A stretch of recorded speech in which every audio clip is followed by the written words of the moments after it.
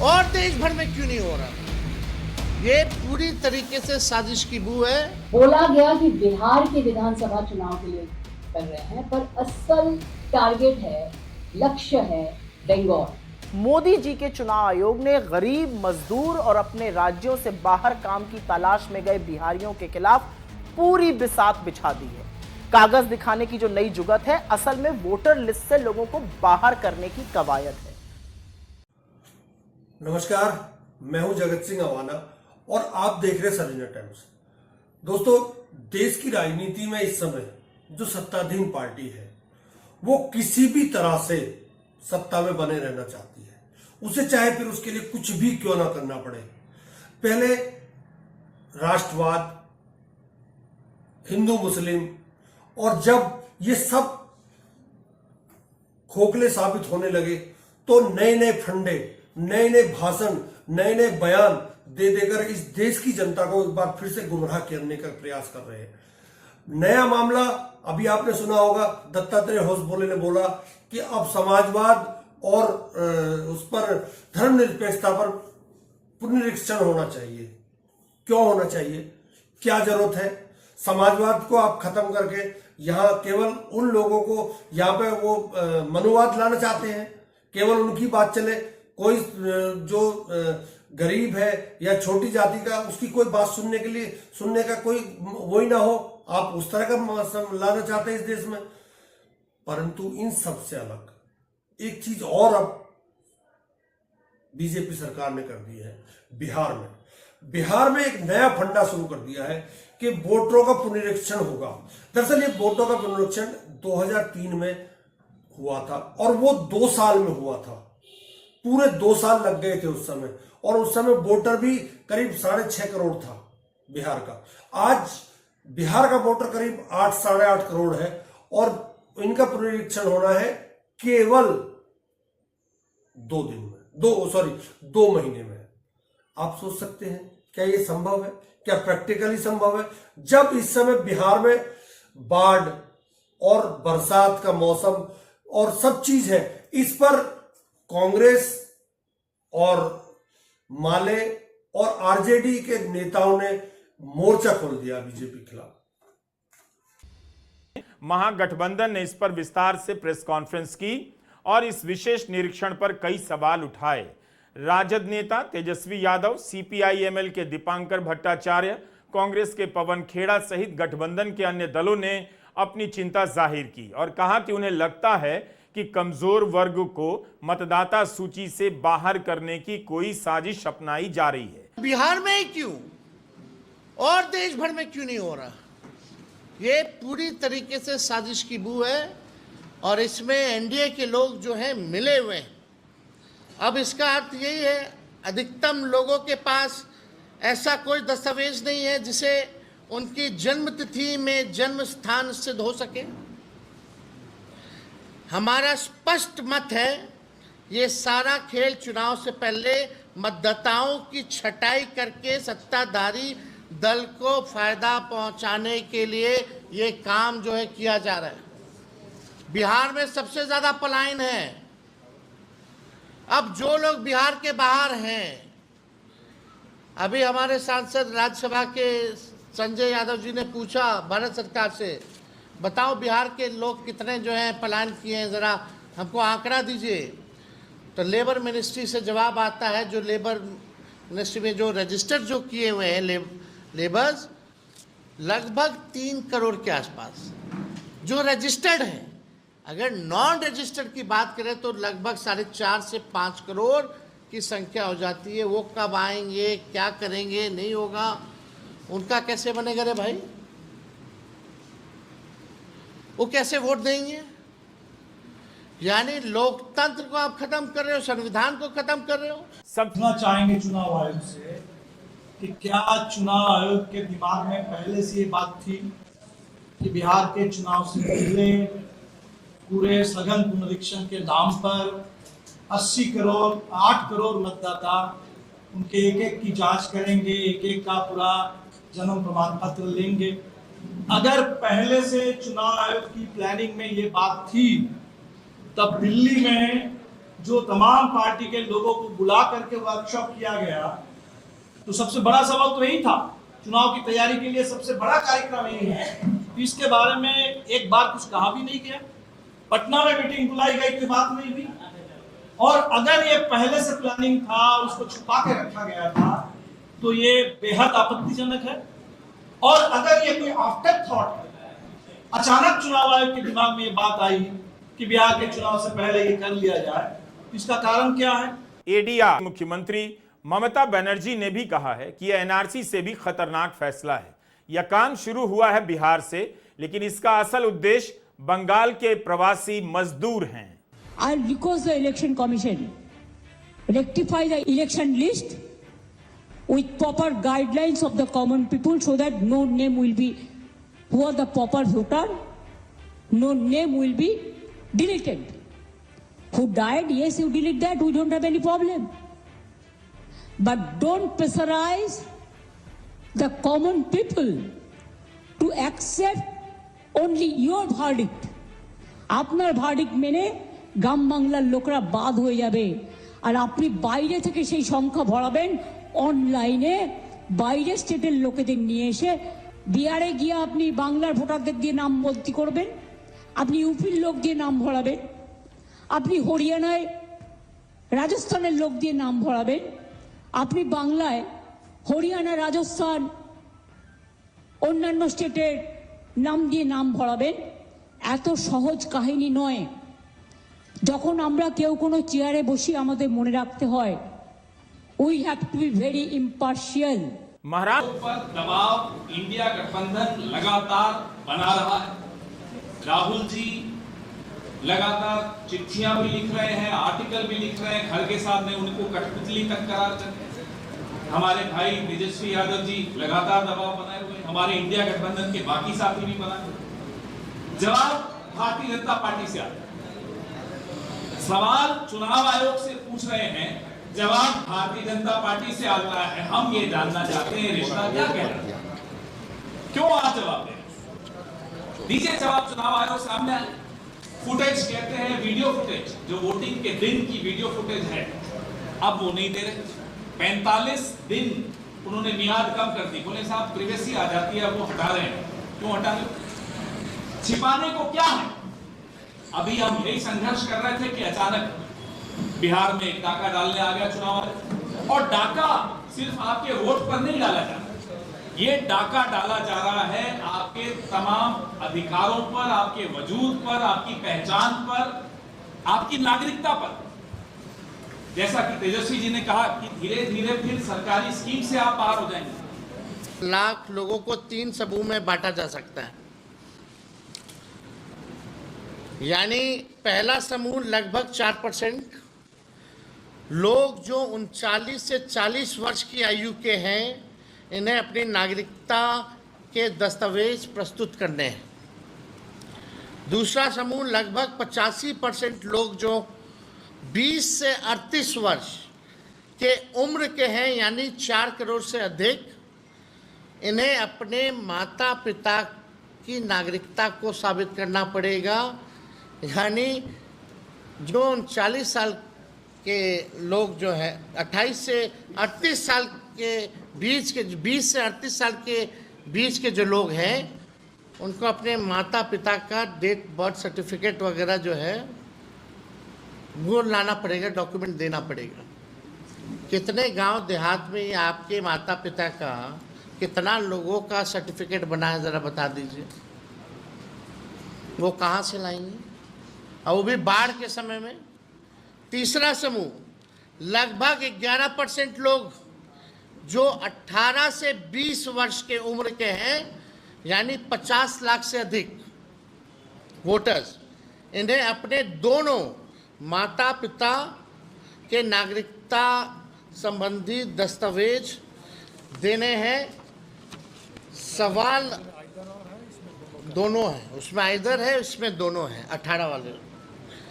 सवाल ये है कि क्या बिहार के आम नागरिक निर्वाचन आयोग द्वारा मान्य अपने माता पिता का जन्म तिथि और जन्म स्थान का प्रमाण पत्र ला सकते हैं क्या?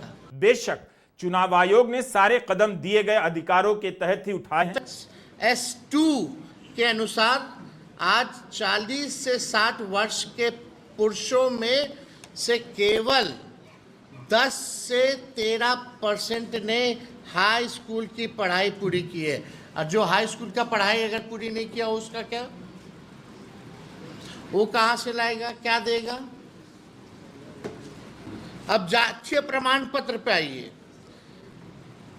इंडिया ह्यूमन डेवलपमेंट सर्वे 2011-12 का के अनुसार अनुसूचित जातियों के लगभग 20% और अन्य पिछड़ा वर्ग लगभग 25% लोगों के पास जातीय प्रमाण पत्र था।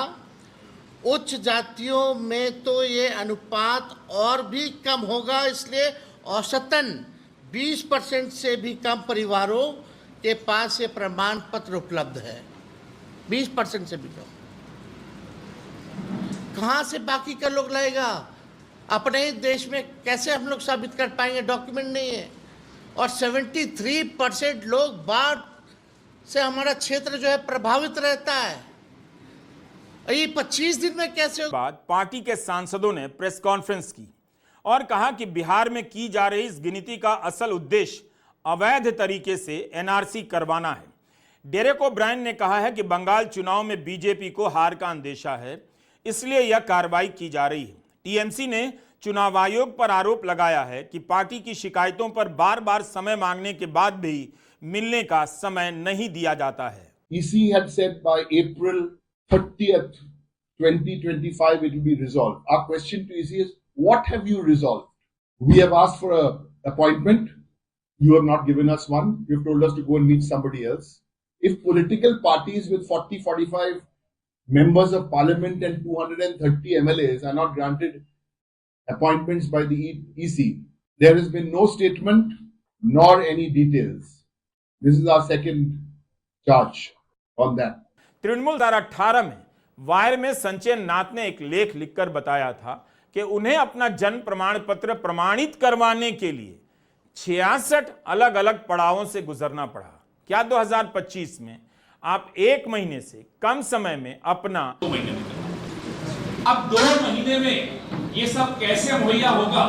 कौन कागज इकट्ठे करेगा? 2 ने 1 महीने 25 दिन ही अब 25 ही दिन। सोचिए कहाँ तो कागज इकट्ठे होंगे। कौन सा सरकार इतनी काबिल सरकार है जो ये सब इकट्ठा करके और लिस्ट बना सकती है। चौथा, जुलाई 1, 1987 से पहले जन्मे लोगों को उनको भी व्यक्तिगत प्रमाण पत्र देना पड़ेगा। यानी कि 2024 का जो लोकसभा चुनाव है, कम से कम बिहार में उसको अवैध मान लीजिए, क्योंकि आपके पास तो आंकड़े थे ही नहीं ये सब। वहीं सरकार का कहना है कि हमने बीएलओ को बुलाया था और दिल्ली में इनकी वो कराई थी, बाकायदा पीआईबी का प्रेस विज्ञप्ति जारी की। 24 जून को मतदाता सूची के निरीक्षण का आदेश जारी करता है, 24 जून को, और अगले दिन 25 जून से इसका काम शुरू होता है। क्या फैसला रातों रात लिया गया? क्यों लिया? प्रेस रिलीज जारी की, कहा कि चुनाव आयोग ने दिल्ली में पहली बार राजनीतिक दलों की जमीनी स्तर पर भागीदारी को मजबूत करने के लिए बूथ स्तरीय एजेंटों को प्रशिक्षित किया। इस कार्यक्रम में मुख्य चुनाव आयुक्त श्री ज्ञानेश कुमार ने बीएलए को संबोधित किया और दोनों चुनाव आयुक्त डॉक्टर सुखबीर सिंह संधू, डॉक्टर विवेक जोशी भी शामिल हुए। लिखा कि इसकी परिकल्पना 4 मार्च 2025 को मुख्य निर्वाचन अधिकारी सम्मेलन के दौरान की गई। इस प्रशिक्षण कार्यक्रम में बीएलए को चुनाव प्रक्रियाओं के विभिन्न पहलुओं से परिचित कराया गया, जिसमें मतदाता सूचियों की तैयारी, अद्यतनीकरण, मॉडर्नाइजेशन और संशोधन तथा संबंधित प्रपत्र और प्रारूप शामिल। ये सब कैसे हो रहा है, क्यों हो रहा है, क्या कारण है? इस पुनरीक्षण पर एडीआर के जगदीप छोकर क्या बोलते हैं? जिसका भी नाम 2003 की वोटर लिस्ट में नहीं था, उसे मतदाता सूची में अपना नाम शामिल कराने के लिए प्रमाण पत्र देना होगा। जो भी 1 जुलाई 1987 से पहले पैदा हुआ है, उसे अपने जन्म की तारीख और जगह का प्रमाण देना होगा, या दोनों में से एक देना होगा। जिनका जन्म 1 जुलाई 1987 से 2 दिसंबर 2004 के बीच हुआ है, उन्हें अपने जन्म के दस्तावेज के अलावा अपने माता या पिता में से एक के जन्म की तारीख या जगह का प्रमाण पत्र देना होगा। 2 दिसंबर 2004 के बाद जो भी पैदा हुआ है उसे अपने जन्म के दस्तावेज के अलावा माता और पिता दोनों की जन्म तिथि अथवा जगह का प्रमाण पत्र देना होगा। जो कागज मांगे गए हैं 2003 से जो नए वोटर रजिस्टर हुए थे उन सब की रजिस्ट्रेशन प्रैक्टिकली अब खत्म हो गई है। उनको नए तरीके से रजिस्ट्रेशन करवानी पड़ेगी, उसमें कागज देने पड़ेंगे, ना सिर्फ उनके पैदा होने के तारीख के और जगह के, अब उनके माँ बाप कहाँ पैदा हुए उसका सबूत देना पड़ेगा, किस तारीख को पैदा हुए उसका लिखित रूप में प्रूफ देना पड़ेगा। ये काम बिहार में होना मेरे ख्याल में तो बिल्कुल असंभव है। इसका मतलब ये होगा कि आधे से ज्यादा या कम से कम आधे वोटर अपना वोट नहीं दे पाएंगे और वोट करने से वंचित हो जाएंगे। इसीलिए मुझे लगता है कि ये एक एनआरसी टाइप काम हो रहा है चुनाव, ये जो वोटर रोल को रिवाइज करने के चक्कर में। दूसरी बात कि इलेक्शन कमीशन ने पिछली दफा ये 2003 में किया था, तो पिछले 22 साल से क्या हो रहा था? जो वजहें अब दी जा रही है वो पिछले 22 साल से नहीं थी, ये पिछले 4-6 महीने में हुई है। तो मुझे तो लगता है कि ये वोटर का नाम कटवाना जो है उसके लिए एक प्रावधान है रजिस्ट्रेशन ऑफ वोटर रूल्स में, कि जिसका नाम कटना होता है उसको नोटिस दिया जाता है, उसकी हियरिंग होती है, उसको अपनी बात बताने का मौका मिलता है। ये उनको एक राइट है, वो राइट डिप्राइव हो गया तो उस हिसाब से मेरे ख्याल में ये तो बिल्कुल गैर कानूनी काम है। और ये जितनी कहानी ये चल रही है मुझे लगता है या तो ये हो नहीं पाएगा, इस पे जाके बहुत कंफ्यूजन होगा, या आधे से ज्यादा वोटर्स को वोट नहीं करना दिया जाएगा, या फिर किसी एक खास पार्टी के लिए ज्यादा वोटिंग होगी और बाकी पार्टियों के लिए वोटिंग नहीं होगी। तो इसकी इम्प्लीकेशन बहुत कॉम्प्लिकेटेड है और ये एक बहुत पेचीदा मामला है। यह सारी करीब छोकर ने लिखा है। सरल शब्दों में इस आदेश का यही मतलब है कि 1 जनवरी 2003 के बाद जिसका भी पंजीकरण हुआ वो पंजीकृत वोटर नहीं माना जाएगा, और इसका यह मतलब है कि प्रमाण पत्र देने तक वो भारत का नागरिक नहीं माना जाएगा। सरकार कह रही है कि हमने मीडिया को जानकारी दे दी थी कि हम पुनरीक्षण कराएंगे और बीएलओ को बुलाकर उनको ट्रेनिंग देंगे। क्या प्रैक्टिकली ये संभव है? बिहार में क्यों हो रहा है? बिहार ही क्यों? और बिहार में जबकि अक्टूबर में चुनाव आचार संहिता लग जाएगी, अभी जून चल रहा है, आज 29 जून है, जुलाई, अगस्त, सितंबर, 3 महीने में 8.5 करोड़ लोगों का पुनरीक्षण नहीं हो सकता किसी भी कीमत पे। और इसके लिए क्या क्या डिमांड है? अगर कोई गरीब आदमी है, मैं आज भी आपको 50 लोग क्या करोड़ों लोग ऐसे बता सकता हूं कि जिनको पता नहीं है कि उनकी डेट ऑफ बर्थ कब क्या है। उनको अब उनसे उनके बाप की डेट ऑफ बर्थ का सर्टिफिकेट मांगा जाएगा, बाप के अलावा उसकी मां का सर्टिफिकेट मांगा जाएगा। कैसे संभव है ये? आप सोच सकते हैं इसमें। वह बिहार की करीब 5 करोड़ जनता गांवों में है। वोटर, मैं वोटर की बात कर रहा हूं, वोटर गांवों में है। गांव का वोटर कैसे साबित करेगा? कहां से लाएगा अपने दादा का सर्टिफिकेट? कहां से लाएगा अपना सर्टिफिकेट? जिनका जन्म ही गांव में हुआ हो, जिनको अपनी डेट ऑफ बर्थ का पता नहीं हो, वो कहां से सर्टिफिकेट लाएंगे? और अगर सर्टिफिकेट लाएंगे, वो सर्टिफिकेट उन्होंने जमा करा दिया और जिनके पास सर्टिफिकेट नहीं है और उन्होंने लोकसभा चुनाव में मतदान किया है, तो क्या वह चुनाव अवैध घोषित होना होगा? क्या उस चुनाव को अवैध घोषित किया जाएगा? कांग्रेस ने इस पर सवाल उठाए हैं कि क्या आप इसको अवैध घोषित करेंगे? ऐसा इसलिए बोला जा रहा है कि इस समय किसी भी रूप में बिहार का चुनाव बीजेपी को जीतना है।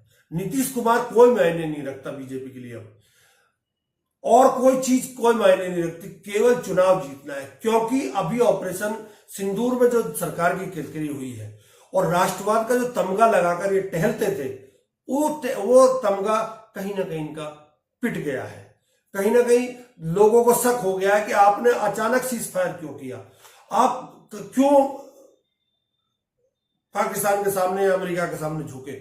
और ऊपर से कांग्रेस ने कि नरेंद्र सरेंडर का चला दिया, तो उससे कहीं ना कहीं एक महामानव की छवि को बचाने के लिए इस तरह का प्रोपेगेंडा बीजेपी रच रही है। और बीजेपी सबको बिजी करके, सब विपक्ष को उसमें लगाकर अपना खेल खेलना चाहती है।